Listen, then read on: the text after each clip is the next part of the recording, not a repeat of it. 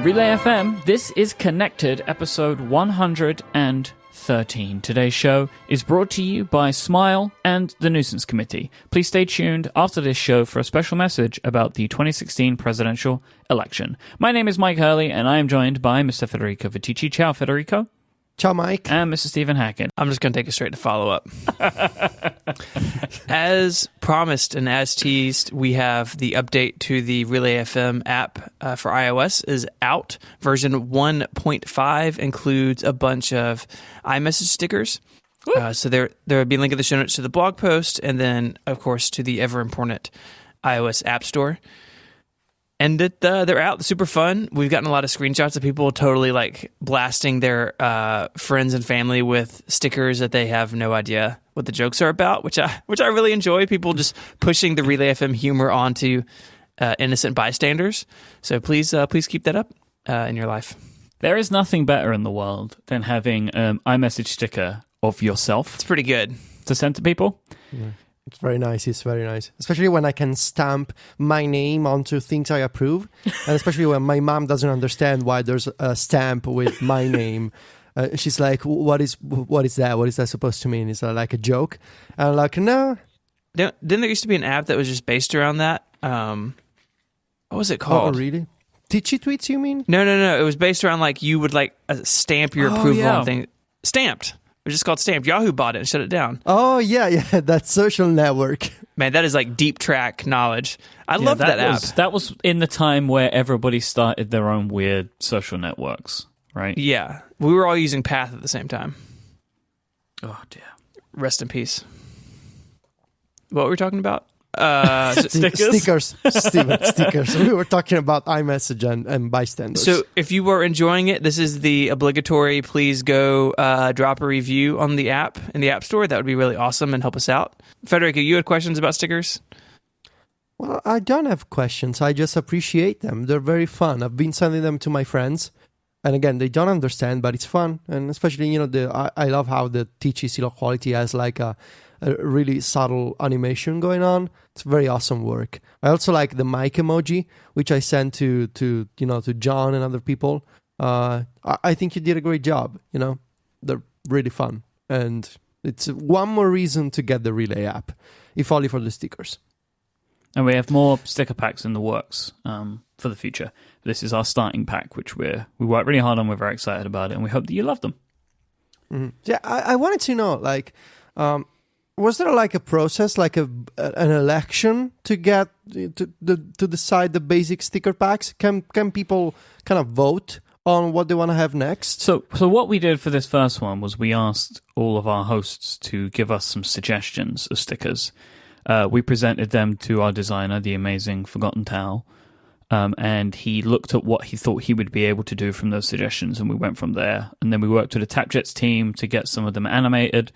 And then in the future, I don't know, we're going to see, maybe we could do some for special events and stuff like that. But also, I am open to, and we are very open to our listeners suggesting stickers that they would like to see in the future. And we're starting to build up a list of things that we could add in future updates. So it was a slightly democratic process. Slightly democratic. Mm-hmm. Okay. Yeah. That's our future. This is like democracy. So good job. Let's not get down that rabbit hole. Sure. Talk to me about London and Apple. What is going on, Myke? Yeah, I went to the new Regent Street store, which I'd spoken about that I was going to go and visit, and it is beautiful. So I couldn't help but take some video of the store, turned it into half of a vlog episode on my YouTube channel. It is just an absolutely stunning building. I was blown away by it. So I was watching the video because you're now also a YouTuber, a very famous YouTube personality. Yeah, like the most famous, I think. Yeah, top UK YouTuber. And yep. So I was looking at the video, and the ceiling looks insane to me. It looks like a movie, like some kind of Tron meets Apple store. And there's you were describing to us these little touches around the store. So besides the fact that I think you can just unplug an iPhone from the charger, there's no security cable anymore. You told us when you go up the stairs, they did something pretty cool with the stone with Yeah. what's it called, the handrail or So something? I tried to show this in the video because I really loved it, but they carved the handrails into Italian limestone, Federico. That's amazing. And the angles of the handrails are the same angles that they use in Apple products like phones and laptops and stuff. Like they carved them to really? the same angle. I don't know why you would do that, but I love that they did. The store is so amazing. You said about the ceiling, like the lighting in there is so... it's like warm. It's really interesting. And because like the whole ceiling is just lit. The whole thing is lit. And it gives it this really nice look, and the way they put the trees in there. They didn't seem to have a genius grove as such. It was just like, seemed to be split out, like just spread across the whole store. There were like just places where you could sit down and get help. But I thought it was really amazing. Stuart in the chat room asked if they brought the theater back.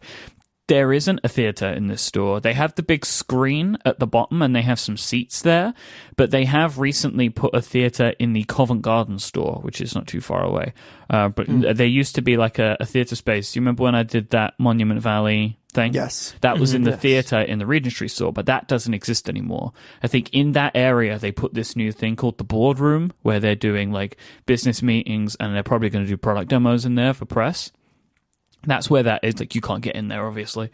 But there's no theater anymore. But they have this big screen, and there's like an area in front of the screen where they have seats, and they could put more seats, I expect. But that's on the ground floor.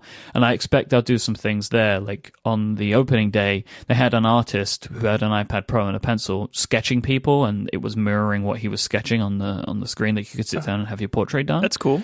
And I expect they'll do a lot of stuff like that, because they put this screen, like, you know, the big screen, it's like right as you go in, which is really interesting. Like there's like just this big pathway and you just see the screen. It's been designed quite beautifully. But I guess if they want to do a lot of those talks at the Apple Store type thing, I expect they'll probably do more of those in Covent Garden, because they've recently built out a big kind of stage there. Yeah, a lot of stores, at least the ones that I've been here in the United States, have gotten rid of the theater. I think our local store got rid of it like 10 years ago. But even like the new stores, like the San Francisco store, which we've all been to, you know, huge 2-story, beautiful, it's like a beautiful location. You just want to like go and hang out.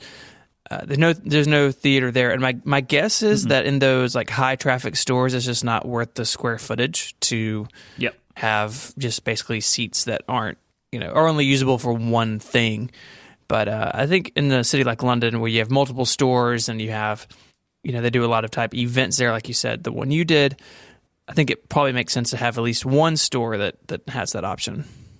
Yeah, and I think they're going to keep one in New York, probably, you know, like, so they have these places to do these things because they clearly like to do them. I think now I've seen all of the stores that have had this refurbishment done to them. From what I can recall, it's Memphis, San Francisco, and Regent Street. I can't think of any more that have the new design. So I've seen them all, and I might be biased, but I think the Regent Street one is the best looking of all of them. Yeah, I mean, looking at your video, it you know, when Angela Earhart started talking about what she wanted to do with them, you know, it sounded like a part museum almost, right? Like you have all these plants and like these big seating areas, and it felt very informal, like in a way, but also like the architecture in a way was very striking. And I think the Regent Street store is the best example of that. Like the store like here in Memphis or even in San Francisco feels more like a traditional Apple store than my impression was from your video, where you have these huge tall ceilings, you have this, you know, this beautiful staircase, and it feels more like a destination almost than I think some of the others I've been to. One of the weird things, though, for me is that they've actually reduced the square footage of sales space. So the previous store was 2 floors, and there were products across both of the floors, but that's not the case anymore. They now kind of just have the one large floor, and then you can go up and there's a space in the back. And I think they've purely done this for aesthetic reasons, because having the large ceilings, like, it looks incredible. Just an interesting observation. But yeah, I think when I first heard about the trees, right, and stuff like that, it was like, what are they? Why are they putting trees in the Apple Store? But it works weirdly well. Like it just feels good. There are smarter people than me that come up with these ideas. Yeah, I think it feels cozy cozy but also striking at the same time. I don't know. It's a strange combination of this is like a magnificent work of architecture, but also, hey, there's a tree, you can sit down and talk to people. Like there's a weird contrast there, but I also think it works. And my experience is more limited than you guys. I've only been to the San Francisco store. In fact, we've been together to that store, and it felt great. Like it's not as striking as the photos from the Regent Street store, but I think I like this new direction. Like there's a lot of I don't know, the way that the headphones, for example, are displayed on the shelves.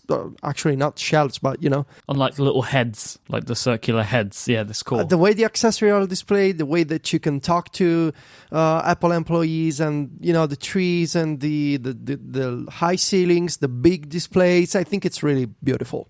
And I think it's really nice to be able to pick up an iPhone and truly use it without it being cabled to a desk. Yeah. That's a really nice touch. Yeah. Those phones brick, by the way. If you try and take them out, they just brick immediately. Yeah. They've got like software on them.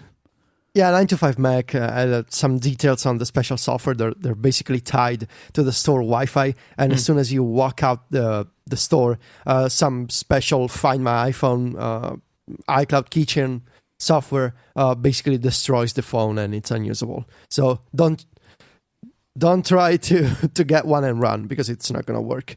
It's like James Bond getting a mission on a cassette tape, and then, you know, or in Mission Impossible, and then the smoke comes out.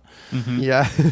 This phone will destroy in 5 seconds. Maybe that was what happened to all the Note 7s. Oh, man, no, man, he did it. No, you went there. No, why, Myke? Why? I think the most interesting thing about this Apple Store and all these other ones we're talking about is Apple is getting better at making the Apple stores unique to their location. So, like when I worked in retail, you know, now 9 years ago or something, basically all the stores were more or less the same. And then you had like the mini stores that were in malls, and they use like brushed metal panels everywhere. But if you walked into an Apple store, they were all more or less the same. You knew where everything was because they were all laid out the same. The width may change and they may have some different features, but they were all very similar. I think that was important for a really long time as Apple was really growing their retail presence. You wanted any Apple store a consumer walked into to be friendly and to not be overwhelming. But now, you know, Apple's obviously a much bigger company, much stronger company than it was then.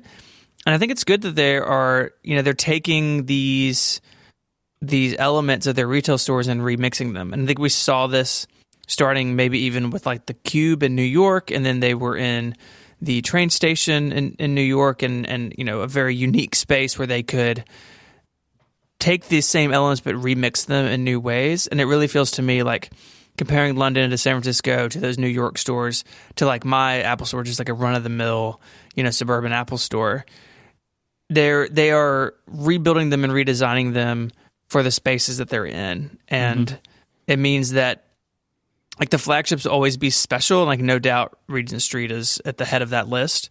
But I think it also means that like my just like little Apple store here is unique in its own way, and that it may be slightly different than some of the others because of its location. And I like that. I think it is Apple really paying attention to where their stores go, and as they go through this, what will surely be a multi-year process to update all the stores. You know, Memphis was one of the first ones with these new design elements. I expect to see some variation and to see Apple treating them differently. You know, even the campus store, which again the three of us went to this summer, they had the video screen, but it was much smaller because, you know, the campus store is very small, and that campus store is super hot. Do you remember that? Very hot to walk near. It's very strange. And the campus was actually much, much smaller than it used to be. When I was there in the past, it was much larger. But I think as they're like updating them and renovating them, I'm excited to see where they go with it. I love Apple retail. Like, I think it's a fascinating corner of the company to study. And I think that the decisions like, hey, we're going to shorten the second floor and not have as much square footage for an aesthetic reason is like endlessly fascinating. And I think that it's pretty cool that they're getting these rolled out. I'm a big fan. I wanted to just provide a bit of follow-up about the Beats Solo 3s. So Michael and Scott wrote in to let us know that the Beats Solo 3 use Bluetooth Class 1 chips. Typically, Bluetooth devices, especially headphones, use Class 2 chips. The Class 1 Bluetooth chips range is 100 meters. So that's why. Nice. It's not whether Apple is doing anything special or not, it has such a great range because the Bluetooth chip or standard or class is much better. Yeah, I guess they're sort of combining the better Bluetooth chips with the W1, because I mean some people have said they're only using the W1 for pairing, which that might as well be, but we don't know, and it seems to me like it would be too limited to say that to build a custom chip only for the pairing screen, which I mean, pairing a Bluetooth device is an annoying process, but it seems like Apple would like to do a little more rather than just pairing, to develop a custom chip and then only use it once. And they seem to sort of suggest this in the BuzzFeed interview that we talked about last week, when they said that there's a lot of secret sauce going on. So I guess they're using this better Bluetooth system as the foundation, but then the W1 chip can optimize for everything, whether it's range, battery life, power consumption, or pairing, iCloud sync. So I don't think it's just for pairing, and definitely the better Bluetooth helps, but I think the sweet spot is in the combination of the two, and sort of the sauce that Apple keeps referring to, but we don't know exactly what it is. And I'm actually curious to check out the AirPods if they have the same benefits of the Beats Solo 3 in a much smaller package. I mean, of course, battery life is going to be different, but I want to see if range is the same. I want to see, what the pairing looks like with iCloud, because there's quite a size difference between the Solo 3 and the AirPods. So in theory, we should be getting some kind of news within the next 2 weeks, because we're approaching the end of October real quickly, and in theory, the AirPods should be launching within 2 weeks, even less maybe. So we'll see. Today, I heard Siri go off there. It's quite funny. Yeah, that was Sierra. Thank you, Sierra. Jesus, why did I even upgrade this Mac? Why did I do this? Did the keycaps grow back that are missing? Did Sierra fix that for you? No, I was just playing with my trackpad, and of course I went over the beautiful Siri icon in the menu bar. Yes. Which is like the only colored icon in the menu bar. Don't even get me started. Yeah. Anyway, thank you, Sierra, for doing that. Today, just before we recorded, the embargo lifted on the Google Pixel. So far, I've checked out The Verge's review. There are a bunch of reviews out there which I'm going to be looking at, but I'll put The Verge's review in the show notes. Dieter Bohn wrote the review, and he produced a great video, which is, of course, how I have consumed this review so far. And there's a couple of things that I picked out. The video review just starts with, "This is the best Android phone that has ever been made." And this is a common thing, like the Wired review. David Pierce basically says exactly the same, that it's the best Android phone ever. I mean, it's not a very high bar, is it? No, that's not fair. You're being mean now. Don't be that guy. I know. Okay, yeah, I get it. I agree. Okay. All right, there are great phones, like the Samsung phones when they don't explode, they're great. Now you're being mean. I know I am. But that's something you can really say. The 6P is amazing, right? The Nexus 6P, the Huawei phone that I had is a really great phone. There are really great Android phones. Like as I've said many times, like I lust after the design of the Samsung stuff right now. I think it looks amazing. And their phones work really well. Anywho, he seems really happy with the build quality. Mentions a few times about the design just being utilitarian. Mentions that it looks like the iPhone. It's kind of like the more time I've spent looking at pictures of this thing and seeing it in videos, it basically just looks to me like smartphone. Like that's how you would call this. The design of this is smartphone. Like they asked, can we design smartphone? Yes, here is smartphone. It's like, when you see an ad, and the ad has just like some generic smartphone, right? Because they can't use the iPhone. That's what this looks like. And I don't know what I think about this now, the more time I've spent thinking about it. Like, how do I feel about it? It just looks like generic smartphone. Maybe that was the thing Google should have done this time. Don't try and do anything crazy. Just nail it. And I think that they've kind of just built something which is just like, here is phone as you know it. Yeah. Yeah, I've been thinking about that too, especially like the outline shape of a phone. You know, maybe just because I've got the black iPhone 7 Plus sitting here on my desk, but a lot of phones have condensed into this. And you kind of think about like when notebooks were a new thing, and Apple and some others had some like really crazy looking machines by today's standards. Like just go Google search the Macintosh Portable and weep for humanity. But over time, notebook design sort of condensed to where it is now, and you had like the trackball. And I remember very distinctly, like the first laptop I ever got to use, my dad bought an NEC, like a Windows 3.1 laptop, and it had a trackball, but it had it on the front surface. So like if you're at a Mac notebook, like where the little cutout is to lift it, like it was on that front edge, not on the same plane as the keyboard. And that thing was ridiculous to use. But you know, over time, Apple and others sort of, you know, realized, okay, we push the keyboard up, we put the pointing device here, center at the bottom, we end up moving to a trackpad eventually, and now the basic template of a notebook is more or less the same, you know, excluding the crazy, like, you know, flip convertible things we see now. But a traditional laptop, they're all kind of the same. And I just wonder if that's what we're seeing with smartphones, that it's not so much about the Pixel copying the iPhone, although they definitely have a lot of similarity, especially on the back, like the antenna lines and stuff. It's very similar. But if you zoom out from the details and look kind of like from across the room, I think you're right, Myke, that that this is sort of like the template. This is sort of the design language for smartphones, and you know, I think we'll continue to see tweaks and variations. Like, you know, the MacBook Air brought the tapered design. You know, still a notebook, but a little bit different. But you know, it doesn't bother me as much as it bothers some people. I think that they had to play it safe, like you said. That coming out of the gate with something really bananas would distract from what they're trying to do with the software, and with like the first time they've done hardware and software together. And so having a design that's kind of a safe, conservative bet, even if that means looking like the iPhone, was probably the right call. So the design isn't the story, but the software and hardware is the story. And even with that glass window on the back, which I don't think looks very good, even that in the reviews that I've seen basically just gets washed over. The design is not really a part of the story, and I think that's a win for Google. I think Google wants people talking about the Assistant and what they're doing to Android and how it's really interesting that they're doing it together, and the design just needs to kind of fade into the background. The specs of the phone, everyone seems happy with, and this is a game that we don't really play, right? Because there just aren't specs for the iPhones, like officially spoken about.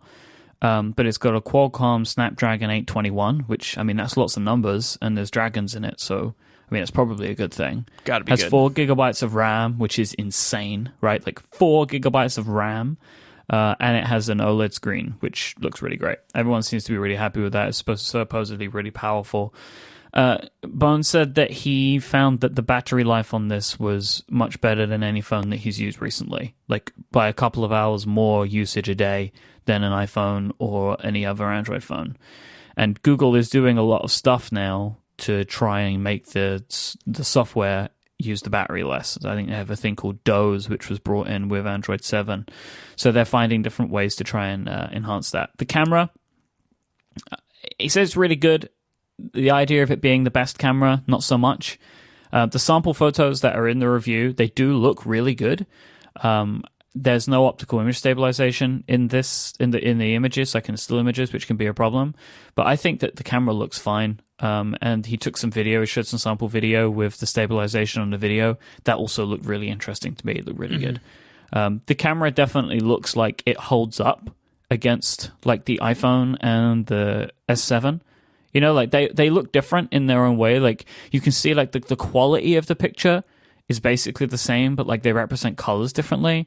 And I guess it's just a taste thing at this point. Like what do you like the most? I mean, it looks fine to me. Yeah, they're doing something interesting with HDR. I think by default HDR is turned on so that the photos, like on their little slider JavaScript thing, it looks like an HDR photo from an iPhone, but I think maybe even a little bit better than what the iPhone does.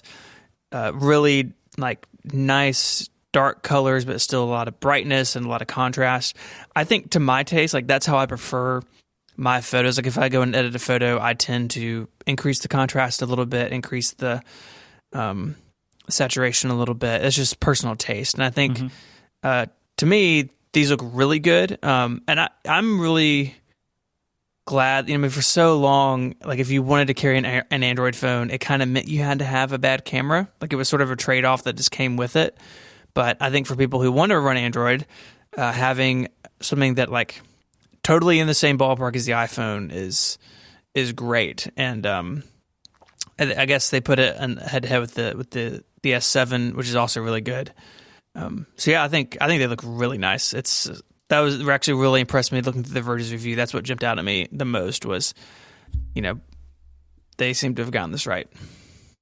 Yeah, I fall on a different side. I think I'm looking at the photo comparisons on the Verge, and I think I prefer the way that they look on the iPhone. Yeah, but that's fine though. That's the thing, isn't it? It's like you can see that it's a good camera, but it's like what image do you like the most? Personally, I think that the Samsung image looks the nicest to my tastes.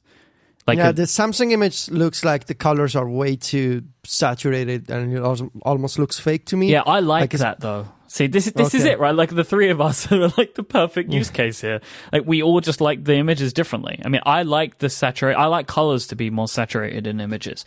I don't know why. It's just a thing that I like. And I guess that's what it is now, right? But like we can see that all of these are really great photos, but they have differences to them which you can like or don't like.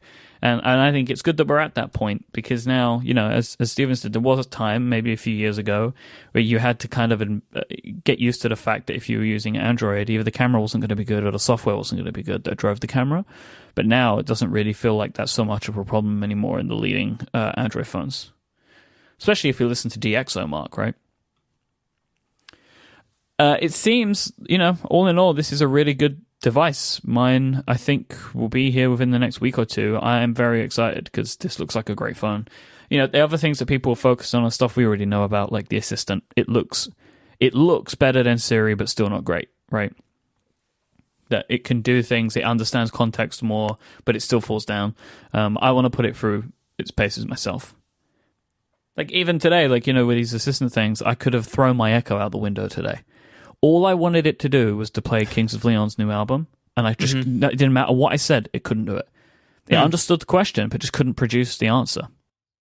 Even with Spotify plugged in? Yeah, I use Spotify. I don't know what the problem is, right? And I don't know if it's an issue that the album has a track by the same name on it. I mean, I'm sure this is very common. But I was asking it in many different ways. Play the new album by Kings of Leon, nothing. Play the Walls album by Kings of Leon, and it would either just play the song called Walls, or it would just start playing random Kings of Leon songs. I think I asked it about 7 times. Like these things, you just gotta live with them. So there we go. I'm looking forward to getting my Pixel, and I'll follow up on the show as to my thoughts of it. This week's episode is brought to you by Text Expander from Smile. You there, dear listener, you can communicate smarter with Text Expander. It puts the power of amazing text shortcuts right there in the palm of your hand. So just a few keystrokes, you'll be able to expand phrases, sentences, paragraphs, whatever you need in a flash. You'll be able to speed through while still being able to customize all of your repetitive text with the use of Text Expander's fill-in snippets that will make you eliminate your boilerplate drudgery. And I will give a personal recommendation here, like a personal endorsement of this app. I had like 3 minutes at my Mac before we were going to record, and I had 5 emails that I needed to send. Because I just needed to copy and paste some text into them to send to some people. But it was like the same email that I needed to send, just with a couple of little changes. I was able to get all of those emails sent out in about 2 minutes because I was using my Text Expander fill-in snippets. Activate the snippet, choose the answers that I need, sent. And I was able to do that super fast with the use of Text Expander. It makes things happen so quickly to me. Now you can even transform all of your repetitive tasks, all of those texts, all of those snippets into knowledge. With TextExpander's team subscriptions, you can share snippets of your whole team and make everyone more productive. TextExpander can format dates, autocorrect misspellings, and search your collected knowledge with a few letters and just a hotkey. TextExpander is perfect for standardizing and improving the written replies you and your team write every day. It helps you share consistent answers across a whole company and make sure that you're typing the right stuff wherever you need it. Like, something that I like is, now I'm sure many people have set up Mac OS instead of OS 10, and they have a nice little text expander that can flip it over for them. You can try out Text Expander free for 30 days, and Text Expander subscriptions include the software for the Mac, the iPad, and the iPhone, as well as Windows in beta. But we have a very special offer for you this week. This doesn't come around very often. Go to smilesoftware.com/connected and you will get a 50% discount on your first year of your Text Expander Lifehacker subscription. This offer ends on November 15th. Go to smilesoftware.com/connected for more information and to claim your 50% discount. Thank you so much to Smile for their support of this show. All right, Federico.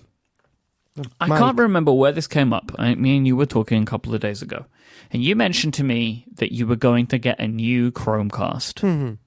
I didn't know that you had one of these things. I didn't know that you used it.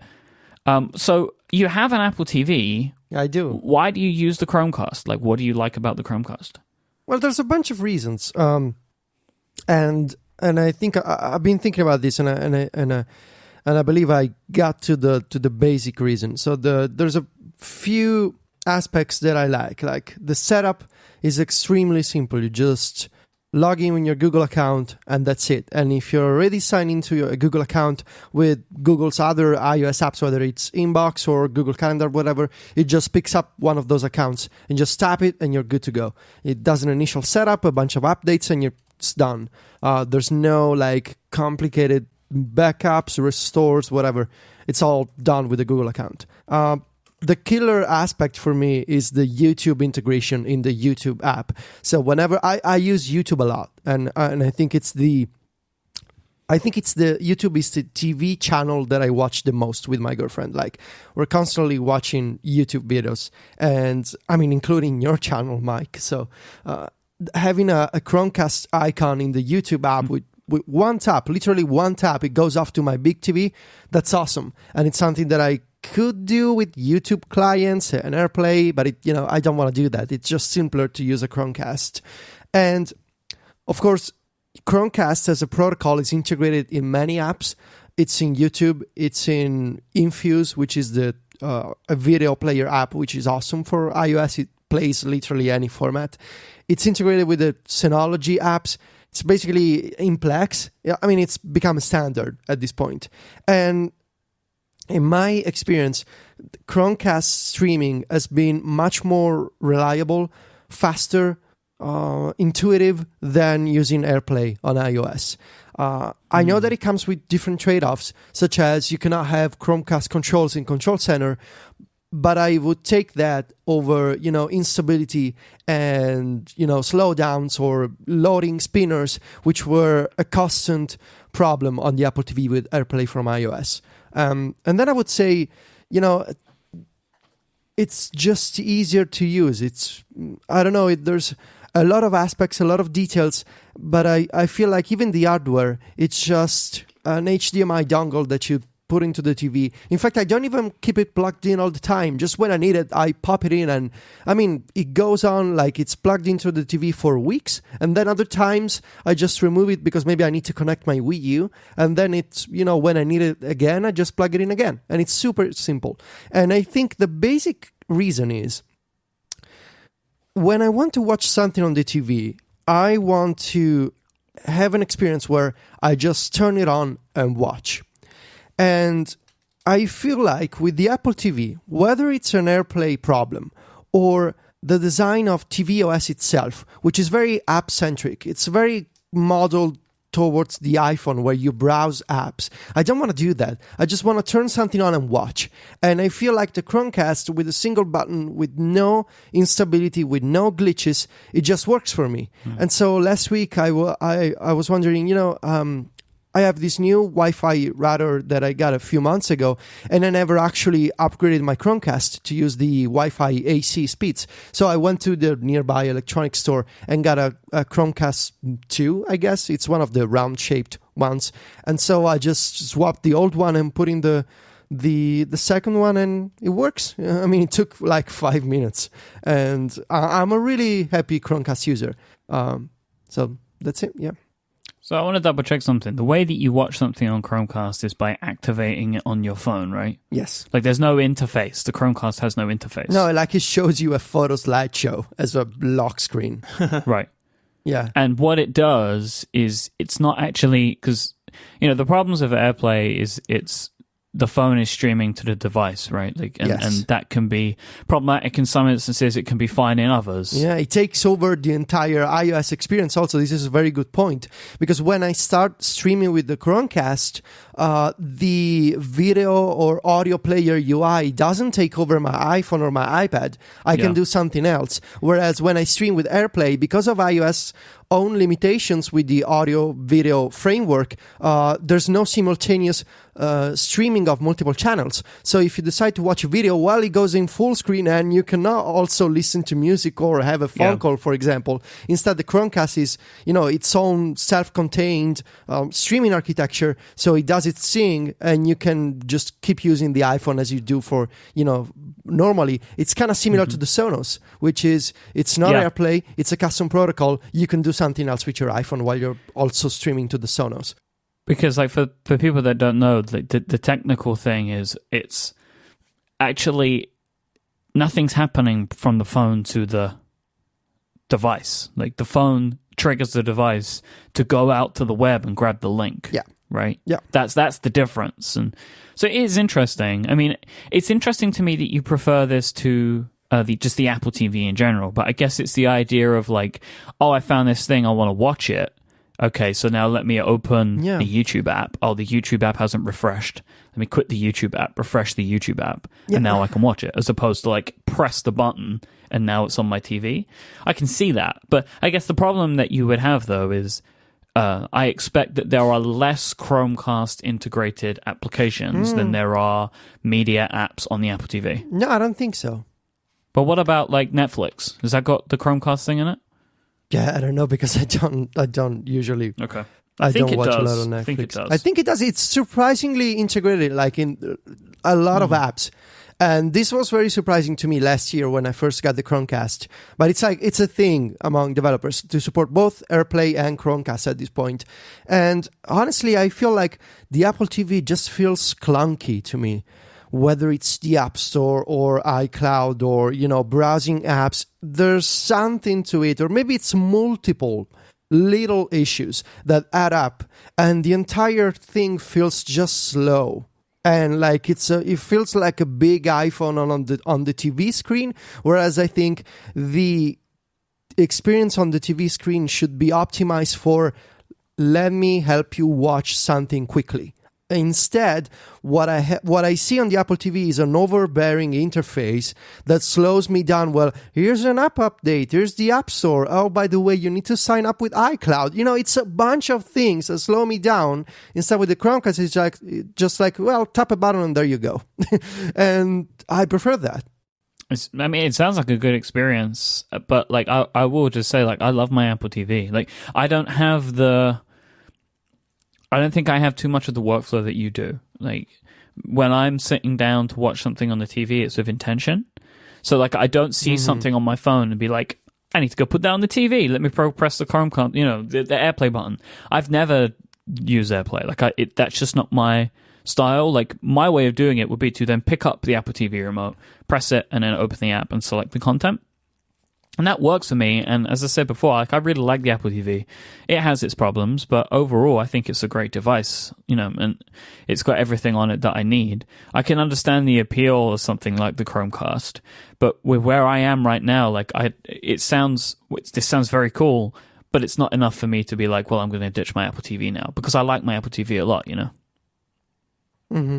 Yeah, it makes sense. I mean, the Apple TV, as if you're the kind of person who prefers that kind of intentional experience of I sit down, I browse apps, I choose what I want to watch. Like that makes total sense. But I feel like what I'm doing is it's a more of a spur of the moment kind of thing. Like I find a YouTube video that I want my girlfriend to watch with me. I'm like, hey, let's check out this YouTube video. But instead of watching on the tiny iPhone screen, it just goes off to the TV. And same goes for like TV show episodes. Sometimes we want to watch one episode before sleep. Other times we don't. So on those occasions, I'm like, yeah, let's just watch one for 20 minutes. And I just feel like opening Infuse and then tapping a button, it's easier than doing the whole dance with the Apple TV. One thing that I think something like Chromecast has in its favor over AirPlay is the ability to do multiple things. Like just last night, I wanted to AirPlay something from my iPad to the Apple TV, but I was still using the iPad while the video was on the television. And so, the video I was watching was in Safari, AirPlay it to the Apple TV, closed Safari, opened Tweetbot, and someone had sent me something in a tweet that I wanted to see. And of course, I tapped it, not remembering that I was hooked up to AirPlay, and what I tapped started playing, like overrode what was being sent to the Apple TV and started playing it there as opposed to playing it on the iPad. And it's actually a little embarrassing how often I do this, where I'm AirPlaying something from the iPad or the iPhone, and then I'm still doing something else. And it kind of breaks that second screen experience where, if I understand correctly, if you're doing something on Chromecast, you can play something else on the phone locally, right? Because the Chromecast is pulling down the feed. Is that? Yeah. And so that's like, it's a little thing. And I do wonder if it's like I'm the only person who runs into this, or I just, forget it all the time.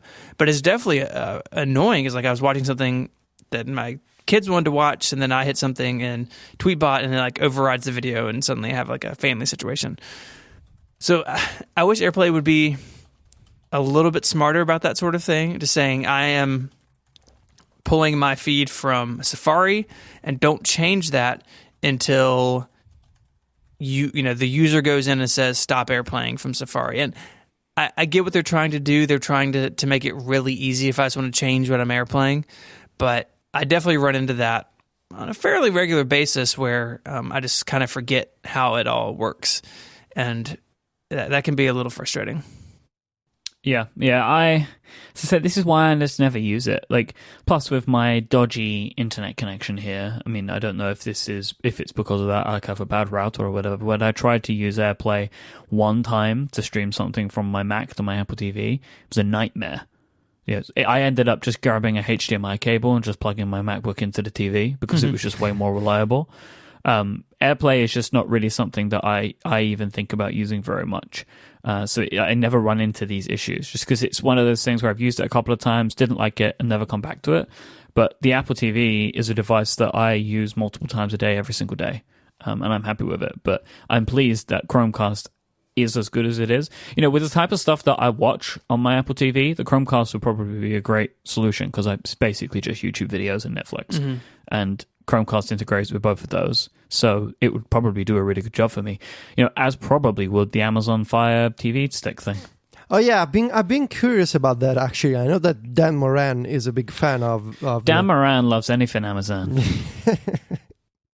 Or Xbox. That's true. Yeah, I should check it out. Actually, I don't know if I can buy. You cannot buy anything Amazon besides the Kindle in Italy. I feel like they totally forgot that this country exists when it comes to Fire TV or Alexa or like just read. Maybe they think Italians are illiterate. I don't know, but we can just buy Kindles. That's a shame. We had that for a long time. Oh, really? Yeah, well, I can buy the Fire tablet at 60 euros on Amazon. Ooh. I can buy the Kindle Paperwhite. Let's see if I search for Fire TV on Amazon Italy. No Fire TV. It was like when I would search for the Echo and just get like books about the Echo or cases for the Echo. There's actually like fake TV boxes, like the Como. Oh no, this is an Amazon Fire TV cover. Nice. There's Akaso Q box. These like fake Chinese Android. Please buy that things. And review it. You should get that one. Do it right now. No, I'm not gonna do that. No, it's your turn to spend money on the show. Myke did it, then I did it. It's your turn. This is a really bad thing for us to choose to make him spend his money on, though, you know. I know, but humorous.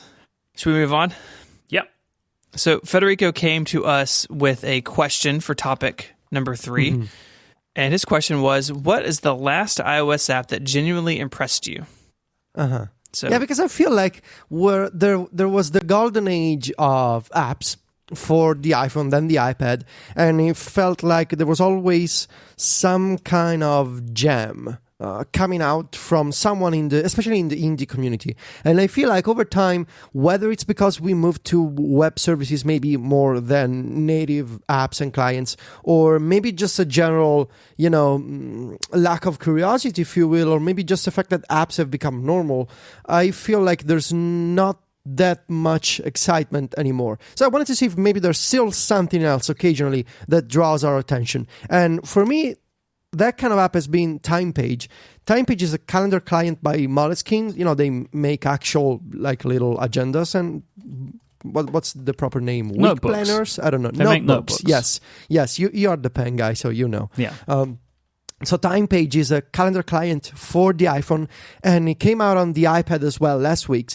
And it's by far, and I mean, I try a lot of apps, but it's by far one of maybe the best looking app I've seen on the iPhone and now the iPad in years. Every time I hear you mention this app, I'm like, I should check it out, and I just never do. So I am downloading it right now. The use of typography, the multiple colors, there's multiple themes you can choose from, and each one of them has been, I feel like it has been thoughtfully chosen by the developers. And the animations are even better than the visuals, the static graphics alone. The animation work that went into TimePage is impressive. It's not, the kind of app with a lot of fancy and showy and slow animations. Each one of them feels like it has a purpose, and there's lots of them, but done in very tasteful ways. And they don't overcomplicate the UI, they don't slow you down. Both from a static perspective and from a motion perspective, TimePage is absolutely delightful. Like, it's the best app I've seen in a while on iOS. And I was surprised that it actually didn't win any Apple Design Awards last year at WWDC. Because it totally feels like one of those new apps that Apple should celebrate that are still coming out on iOS. And from a functionality perspective even, it's a calendar client, so it works with any calendar that you have configured on your iOS device. And it also has all of these different little additions, like you can check the weather for events that you have in your calendar. You can check a forecast for for a location. You can change different transportation methods, and even the way that calendars are not exactly one of the most exciting areas of when it comes to design. There's not a lot of innovation happening when it comes to displaying weeks on a calendar, but I feel like TimePage has a bunch of little interactions that sort of bring a breath of fresh air into this space, whether it's the way that you choose which calendars you want to display on the month view. Like, you can tap and hold. There's calendars are displayed in a sidebar on the left side, and you can tap and hold them. And as you move your finger horizontally, the month view of the calendar gets different colored indicators on different days if you have an event that belongs to that calendar. It's hard to describe when talking about it, but trying it makes total sense. And TimePage is full of this kind of subtle yet useful additions. They look great. And I totally believe that Apple should give an Apple Design Award to this app next year, WWDC. It's on the iPhone, now it's on the iPad, it's on the Apple Watch. They support complications, WatchOS 3, notifications, all the great things that you can have on iOS 10. I'm pretty sure they don't have an iMessage app yet. I wouldn't be surprised if they're working on one. So, I used to be surprised, especially when I started Mac Stories. I used to be surprised by a new app on a weekly basis. And then over time, that sort of app excitement kind of died down a little. And then we've been, especially for the past couple of years, we've seen, major app updates, sequels, but not exactly a lot of innovations. And TimePage feels new. And, props to Moleskine for, being one of the few developers that are still making great native iOS apps for the iPhone, for the iPad, for the Apple Watch. It's not on the Apple TV, so I'm sorry, Myke, you won't be able to check the calendar there. But go check it out. It's beautiful and it's very cool. The setup is incredible. Yeah. This is an amazing app. I have a question for you, though. Is this your calendar app? Now that there's an iPad version, it came out last weekend on Friday, so I bought it right away. I wasn't on the beta, so I couldn't know what it was going to be like. I think it will be. I need to test it properly in the next few weeks, but I think now that it's on the iPhone, Watch, and iPad, I think it has a good chance of becoming the default. As I wrote in my iOS 10 review, I like what Apple is doing with the calendar on iOS 10 with the automatic suggestions for event creation and, search, that kind of stuff. I also like, despite the awful home screen text label and the fact that it lacks an iPad version, I like the Google Calendar app for the iPhone because it's very smart in helping you create new events based on your history, but it's only on the iPhone. So I think TimePage has a good chance of becoming my default, but I gotta, sit down and run a comparison between Apple Calendar, Google Calendar, and TimePage. But my first impression is that it's going to go on my home screen. But maybe we can follow up on this in a couple of weeks. So I'll flat out agree with you in that this is one of the most beautiful apps that I've seen in a long time, but I couldn't make this my calendar app because it doesn't have natural language input. Oh yeah, it doesn't. That's, for me, that is just that is a total deal breaker with calendars now. Fantastical has locked me into this system of just typing my events in. As well, there's been an update recently, and I hadn't tried this for a long time. Fantastical has had time zone support for event entering for a while, but you'd have to use the time zone code. So, for example, you would have to type in 10 a.m. EST for Eastern time. They made a change recently. You can just type in 10 Eastern, and it knows what you mean. And, I cannot live without that. I need that. Because it's not even so much of just a lunch at 12 o'clock in my own time. I can't enter that in myself. It is the case of somebody says to me, let's meet at 2 o'clock Eastern time. And I just type that into my calendar app and it knows what I mean. Mm-hmm. That is something I can't live without now. So once TimePage gets natural language, maybe you can switch to it. I would, because it's gorgeous. Yeah. This app, I've only been playing around with it for 2 minutes and I am blown away by its design. But that it's missing an incredibly key thing for me now. Yeah. It's like an email app without notifications. Snoozing. Well, that's not a thing for me anymore, but if an email app had no notifications, and there have been some like that, how can I do it? Or if an email app isn't on all platforms, it's I can't use this. Yeah. I mean, I get it, especially if you add a lot of events for different time zones. This is totally not for you. Yeah. But it does look really great. My app pick is super boring and is not really applicable for a bunch of people. Okay. And it's the YouTube Studio app. Tell us what's good about it. Before I do, I'll say, I'll echo your thoughts in that it's difficult for me to pick out an app like this now because so many of the apps that I use, I have not changed, the really important stuff. So, the calendar thing, I'm not going to change because Fantastical is exactly what I'm looking for. It is an incredible app, but I'm used to it. I don't think that there are as many breakout amazing successes anymore because a lot of it is quite mature. So I think that a lot of the really impressive, amazingly done ideas have already been done, and now a lot of apps that come out kind of follow along that, and we expect more from them. So I think that's why we're in a kind of probably the Silver Age. Like you said, we were in the Golden Age. We had that. We're in the Silver Age now. It's more mature, and things are kind of expected at a higher level. But the reason I like the YouTube Studio app is because it's incredibly well organized. Google or YouTube have found a way to kind of distill their incredible amount of analytics down into a good application.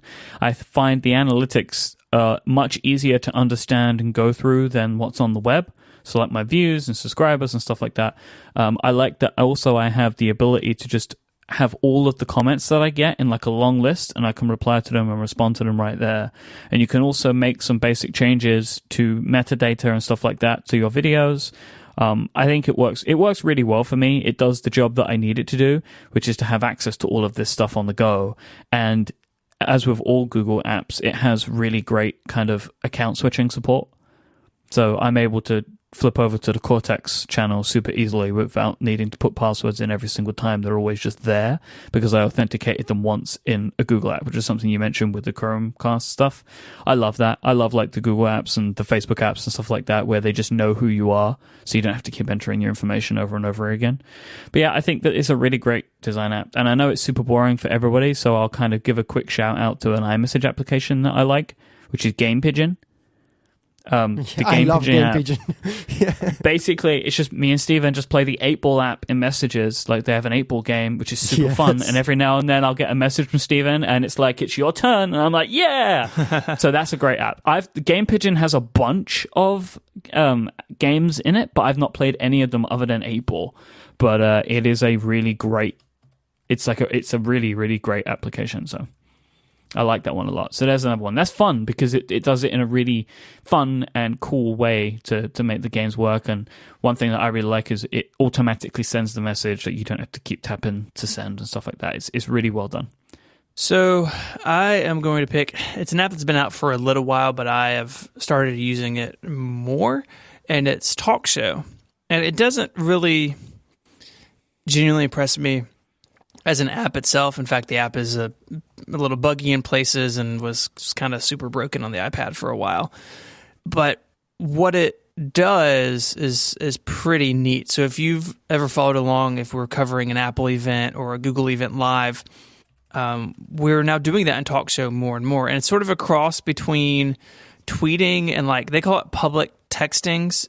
I don't really agree with that description. I think it's kind of like a micro Twitter in a way, where you can just spin up a room and you can subscribe to a room, and then any of the hosts can add text or links to that room. And so if the three of us are covering an event, people can come in and join the room and read what we are writing about it in real time, and people can submit questions, and there's polls now, like all sorts of fun stuff. It's just a nice way to do coverage of an event that's not like out on Twitter for all of our followers to see. Like, it's a little more condensed and a little more like purpose built. It's kind of walled off. Yeah. Right. So you don't need to like spam your Twitter feed. Right. So it's been a lot of fun. We've been doing them a lot with Jason and some other people, and like I said, it doesn't really fit the criteria of like well polished, beautiful app. Like, it's very utilitarian, but it what it allows and this type of creation you can do within it is really fun and interesting to be a part of. So I think that is the first pick I would make. The other I would bring up I would say, just if I could have one thing to Talk Show, sure. I really like recently that they added the ability for people to ask questions to the hosts. Mm-hmm. That's a really great feature, like the Q&A feature. I think that's really good. Like, so whenever we do those kind of live blogs, basically, people can ask questions and you can accept the questions, and that works out really well. Yeah, I think it's really it makes it more interactive as opposed to just like a one way thing. Yeah. The other thing that I would bring up, and it kind of actually breaks the idea of the question because it is a sequel, but earlier this year, Day One got an update to version 2, and Day One is an app that we've talked about before. I use it heavily, really, to keep like a photo diary of family stuff. So like, I can go in and see pictures from years and years ago of my kids doing stuff, or like the time we went out of town, or like I write in there and I do some of the stuff that Myke, you've talked about, of like, if I have a thing, like when that YouTube video hit 1 million views, like screenshot of that. Sort of way to build memories against a timeline is really fun. And Day One version 2 added a bunch of stuff, but one of my favorite things is it's very much like time hop. So if you open up day 1, so I got my phone here and open day 1, and it says right at the top, you have 6 entries on this day in history.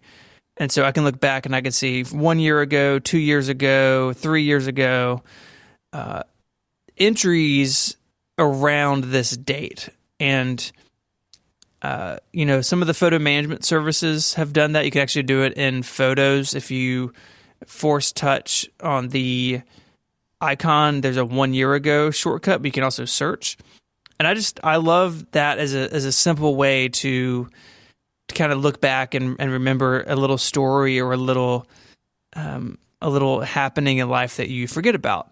And so for me, especially as a parent, like day 1 continues to be on my home screen on my iPhone and my iPad. It's in the dock on my Mac.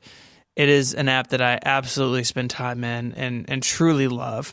And the new version, even though it's an update of the original, is something that I really I have a lot of enjoyment and a lot of attachment to this app. So I think that's it, right? If we picked all of our delightful apps, that's a good idea, Federico. Yeah, I think so. It's we used to do this a lot a few years ago, and I kind of wanted to try it again and see. Those are good picks, indeed. Yeah. Thank you guys for being up for it.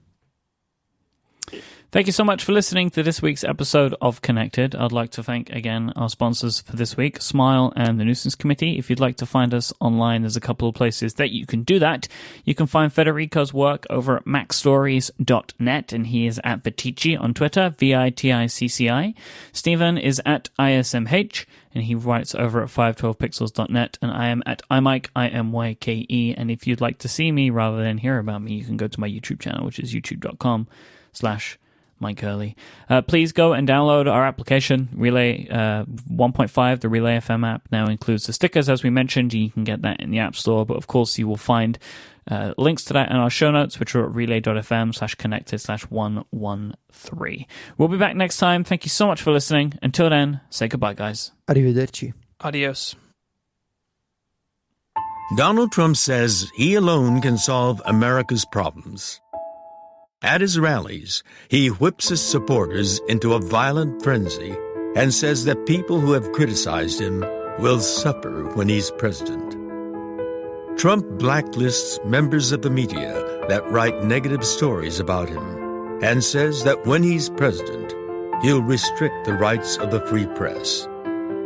He openly calls for the U.S. to commit war crimes and says that we should torture and kill the innocent children of suspected terrorists. Regarding waterboarding, he said, even if it doesn't work, they probably deserved it anyway. A veteran told Trump that American soldiers wouldn't follow that order, and Trump said, they're not going to refuse me. If I say do it, they're going to do it. Dictators around the world love Trump. He is praised by Vladimir Putin and Kim Jong-un's state-run media. Back in 1990, Trump's wife told her lawyer that he keeps a copy of Hitler's speeches by his bedside.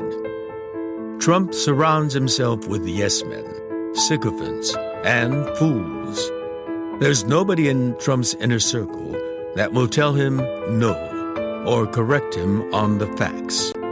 Now Donald Trump gets classified national security briefings, and he has repeatedly asked why the U.S. can't use its nuclear weapons. As Americans, it is our duty to resist fascist dictators wherever they rise up in the world. This November, we are not going to elect one here. The Nuisance Committee is responsible for the content of this advertising.